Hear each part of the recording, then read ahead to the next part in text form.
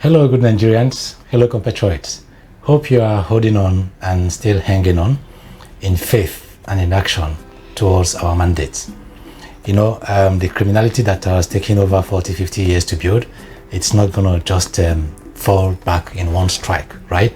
So we're going to keep faith, help each other, keep in hope. All we know is that in the end, our mandate shall be returned and we shall have victory.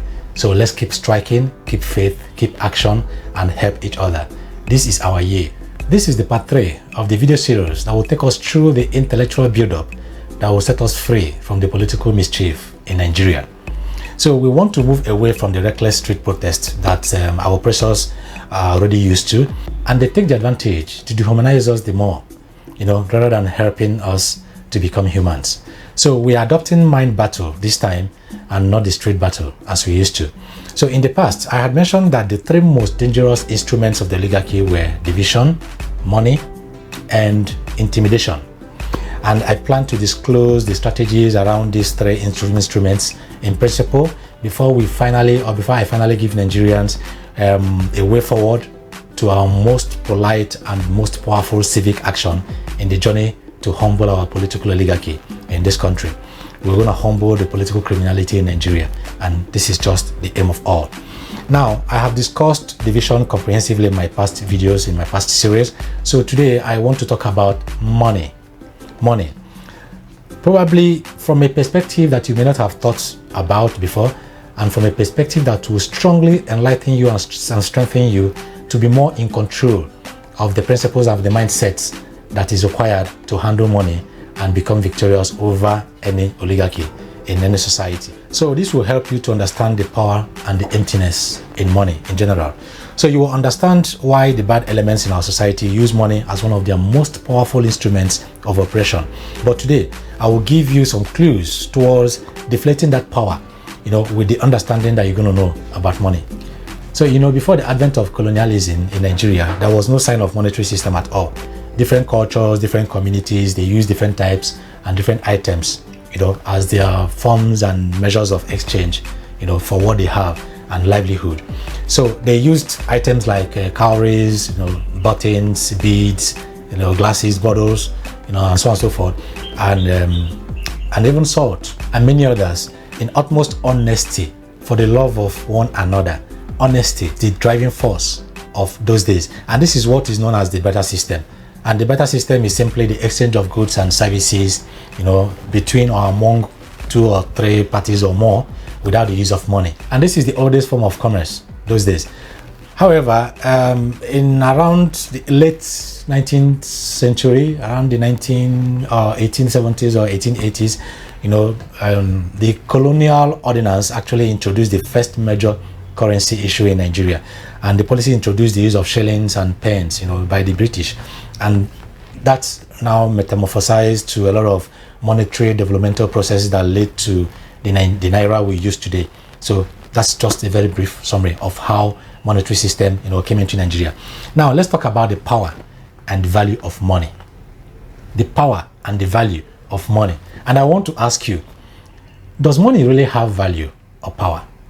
Is money that powerful that we respect, we worship, we kill for money? Think a bit. You can pause the video and think about this question before you continue. So I would just want to know your own perspective. And what could be the difference between the money we know today and ordinary paper? Okay, say for example, these are the money we know, 1,000, 500, 200, So what would you say? And you have other types of monies. Of course, many societies use the monetary system. They have other monies from other countries and so on and so forth. They all use this as the trusted medium of exchange and the trusted medium of livelihood. So I would want to ask, what is the difference between these monies I showed you and this? These are like what you might call ordinary paper. This is my 10,000 naira, this is my 5,000 naira, my $1,000 and so on. So what could be the difference? Do you think there's any difference between these two? Think about it and let me know what the answer is. I want to tell you something.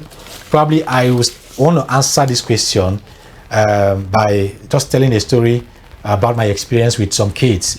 Some kids, I run a kind of a leadership club in some elementary schools, and one of those days I had this chat with these kids about money, And I called 5 of them and had one-on-one interview with them. I asked them if they had friends. They said that they had friends, relatives, and people that they used to play with and have fun with.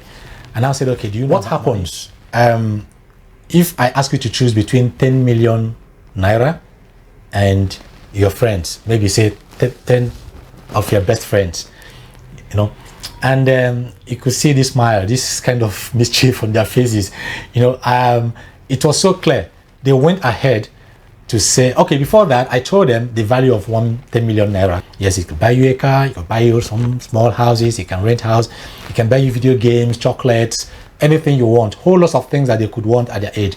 10 million naira could do it perfectly well and give them the best of fun that they want. So I asked them to choose between 10 million naira and their friends. And 6 of them, yeah. But 5 out of 6 chose 10 million naira, to their friends. Only one person, I wouldn't know why he decided to choose that way. Actually, whether he was trying to read my face or read my countenance or something, or I don't know, but probably he could be the nice guy. Probably he had a good choice of what a good reason or justification for his choice. But fine, 5 out of 6 chose 10 million naira, and I asked them why.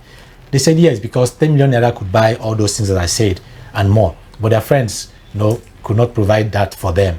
But 10 million naira could do that. And I said, okay, that's fine.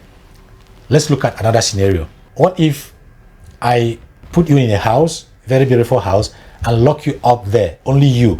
I'll lock you up with 10 million naira with you. That is one. And you have another house, another building that you could be there with your friends, and your friends can bring whatever they have, whatever they could. You could have those, maybe one of them could know how to play music or could bring music. Other ones could bring food, chocolates, some other one could bring video games, that you can play games and have fun and stuff like that. But I'm going to lock you guys up in those buildings. So if I lock you up where you have the money for 4 weeks, you're not going to see anybody, no interaction, just use the money however you want it. And I lock you with your friends for 4 weeks, have your fun, play video games, eat whatever your friends bring along, and so on and so forth. So in that scenario, which of these two would you choose? And it looks like it was at that moment that something started ringing bell in their heads. And they were like, they didn't give me straightforward answer. All of them, except the one that chose, that one went forward to say his friends. But other ones that chose money initially, didn't give me a straight answer. And after a while, they came down to say they're going to choose the house with their friends. And I was like, why? He said, well, because money couldn't do anything. Money wouldn't do anything for them. Since they're not going to use it to buy chocolates or buy video games and whatever, and their friends already had that, then money wouldn't do anything. And I smiled. And that actually is where I want to base my discussion today and this video today. The value of money. Okay?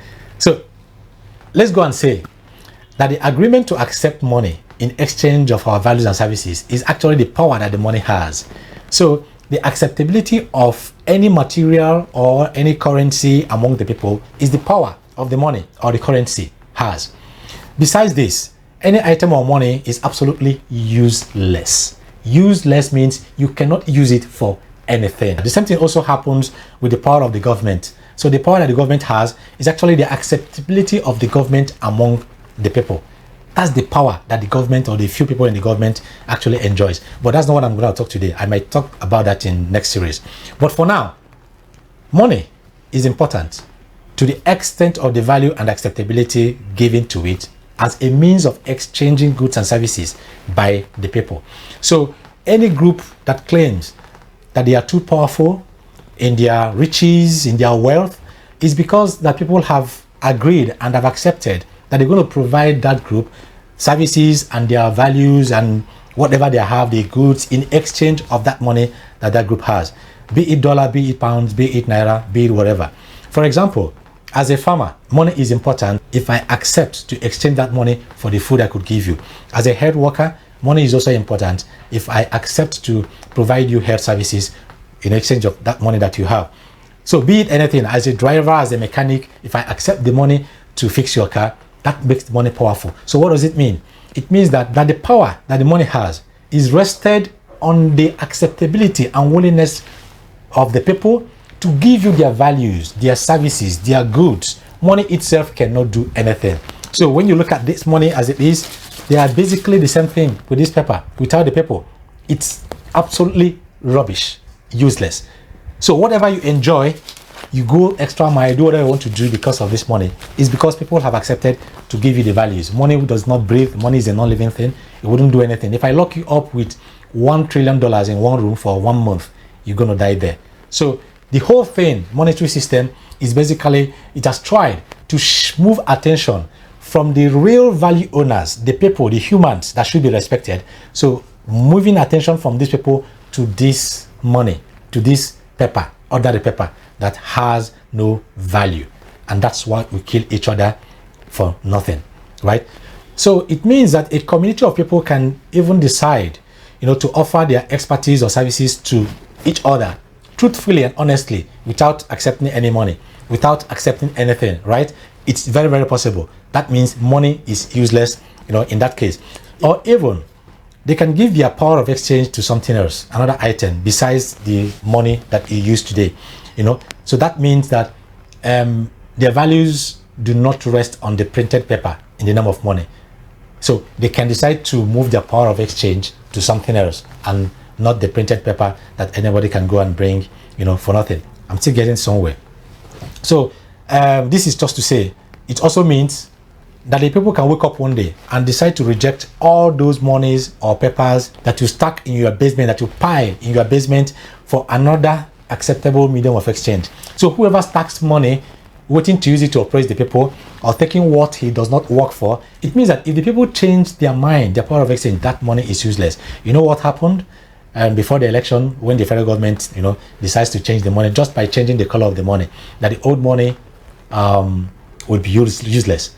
And you know what happened with the rich guys, with the political elites that stacked money, how that money eventually overnight became useless. Okay, so now you will recall that level of hardship that most Nigerians were subjected to before the election and up till recently, because certain group of people felt that they own and have the monetary power to change or seize the money without releasing the legal tender to the people. They brought common people to their knees. People were begging, literally begging and crying for money. And this political class of the people, they did not care. It's not their business. They did not know that actually that the people is the power of the money. So over time, people have been deceived to believe that money has power, while actually the people has the power and not the money. So this is why someone who is very lazy, that's one of the consequences of the monetary system, that someone who is very lazy and add no value to the society can simply go and print more paper money and he becomes rich overnight. Meanwhile, a farmer who works under sun and under rain to produce food and to produce food for the society will be so poor and be worshipping and be begging the lazy man to release money or to give him money. So farmers or other persons who add values and services to the society do not know that they are actually the power and respect that money has. It is because that they agree to offer their goods and services as a medium of exchange for those papers. So you find someone who does nothing, who adds nothing to the society, who is so lazy, will become so rich, while the people that actually work for the life and soul of the society will be so poor, because money or poverty and wealth is defined by the characteristics of money, which is absolutely wrong. So that's why in Africa, we have most dysfunctional people having too much money, and the functional ones are so poor in a completely dysfunctional monetary system. Now, I'm trying to make a point that the people are actually the most powerful government in any society. I am trying to let the people know this. They are so powerful that everything around any nation, around any society goes around them, and not the government, and not the few people that they think that they are respecting, not even the political class. Right? So the people can only elect a few people that they trust to represent them and not to oppress them. So any society that values money more than the people who give the money the power and the values it enjoys can easily fall into the manipulation of the oppressors or the few elites. So the oppressors simply create easy access to this money. Not because they produce anything, they don't produce anything, but because they have criminal access to the money. And because people have so much believed and obeyed and respected the money and accept the money to be their medium of exchange, these oppressors can easily print more papers of the money to worth your life and what your values and your services, and they still use it to oppress you.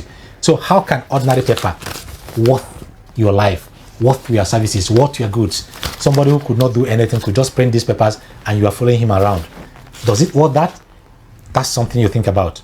Now, a typical example of the obsessed and unhealthy values for money is when someone could actually kill a functional, able human being for rituals in order to make more money. How do you see that? How do you count that? Meanwhile, money is completely useless in any society without functional people. The criminal abuse of money leads to the common African proverb that says, monkey they walk, baboon they chop. So just know it today that money in itself is very useless. It's ordinary paper. In reality, for money to worth my services, it should have the value of its own to humanity. This is the main reason the old African barter system was the top notch, right? Why? Because you must have something to reproduce or something you offer, something that is very tangible of value for you to worth my own services and what I could produce and give to you in exchange, right? So in same idea, because we have accepted money as a medium of exchange of values and services, whoever has money must demonstrate that he has tangible values or services that he also brings on board to the benefit of others. And the money that you have should actually equate the level of values and services that you add to the society. So we should not belong to a society where politicians or any political figure will be a billionaire, will be so rich, while a farmer, a teacher, or a health worker will be struggling to survive in the same society. How does it work? Come on. It's something we need to think about. Now, we have to change this narrative in Nigeria, and the solution is closer than you think. Let us live like human beings in our own country. So, with no doubt, the money system presents many advantages, which makes it seem interesting over the barter system.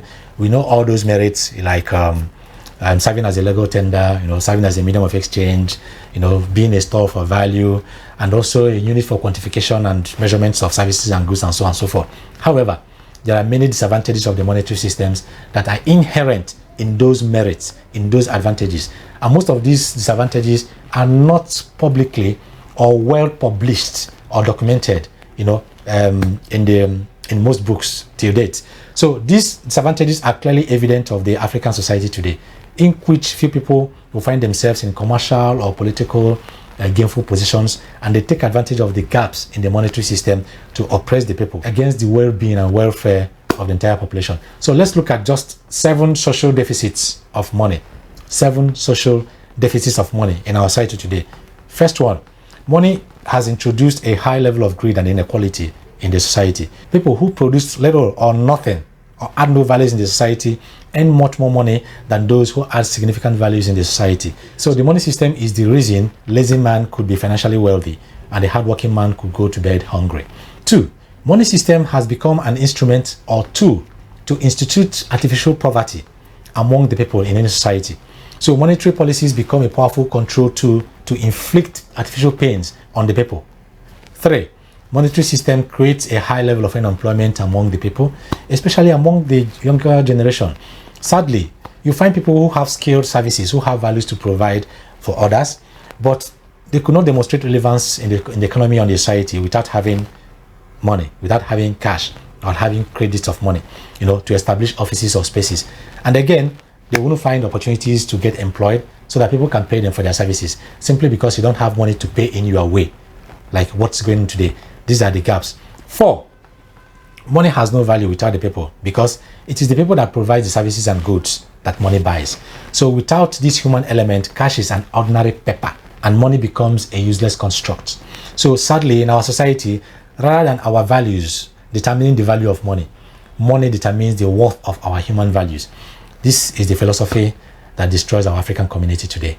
5, money system creates a storage value that creates avenue for a few people to pile and stack money that they did not work for, while those who actually create values and work for that money and will need that money, they will just perish in their good works for nothing.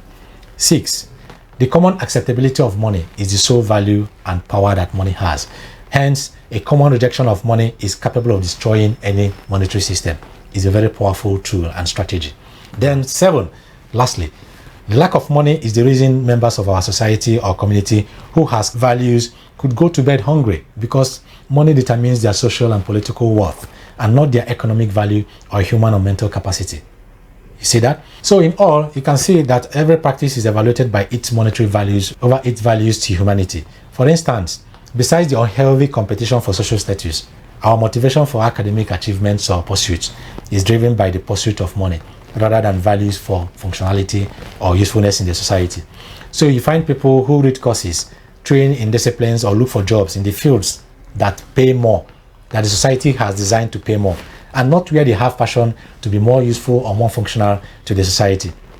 Parents are serious culprits to this when they advise their children wrongly in the interest for making more money and not making more people. So there is this African proverb that says, he who has money is richer than he who has people.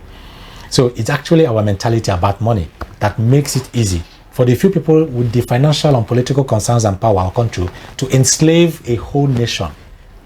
It's just our mentality about money. And the whole world, I dare to say, few people enslave the whole world because of a mentality about money. But once the people acquire the right mentality about money, they can humble any oligarchy in any society who amass wealth to the detriment of others. That's what it is. So wait for my last video in this series and you'll see what I mean exactly. So for now, I want to assure you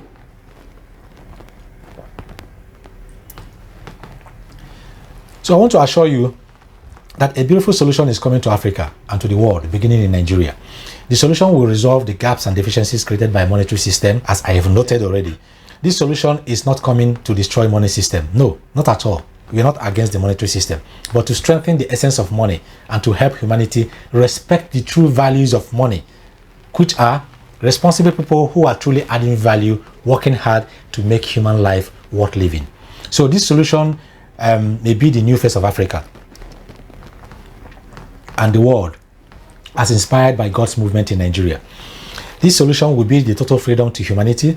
People will no longer be judged by the amount of money they have in their pockets on their bank accounts, but by their ability to support others and demonstrate integrity. Now, necessity is mother of invention, and thankfully to the old Nigeria, one is coming, and everybody will live to see it. The poor will no longer lose their worth and go to bed hungry because they don't have money. They will eat and be respected because they have the ability and character. We shall redefine poverty in the modern African context.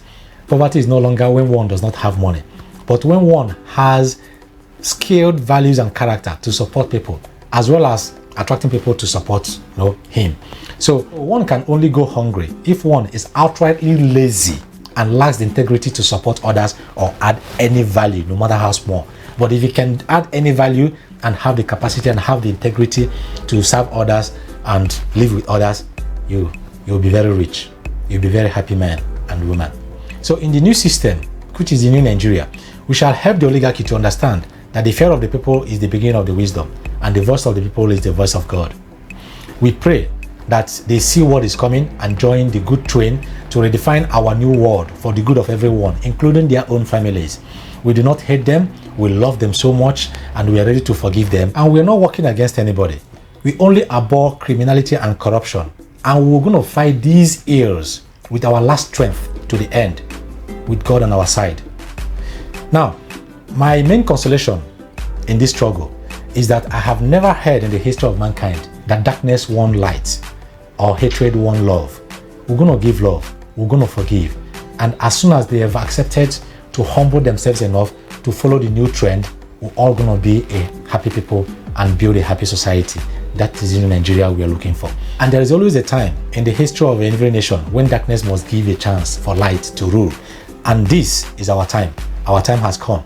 We will respond differently, not the way they want us to respond, but the way God has spoken to our hearts. This is a mind battle and not a street battle. It is a battle between the new Nigeria and the old Nigeria, and not tribal or religious war as some political elites, would want to make it look like, right? That same old strategy that works for them, but this time around, it's going to fail them. They say knowledge is power. So all we seek is that if only majority of Nigerians understand these principles and the dynamics of division, money, and intimidation, we are good to go. So when the trumpet sounds, the good people of Nigeria will rise in their intellectual power and character and quietly humble the oligarchy and take back their country in peace. I remain your humble compatriot, Dr. Debem, standing tall in the face of adversity for the love of our country, Nigeria. Thank you for listening.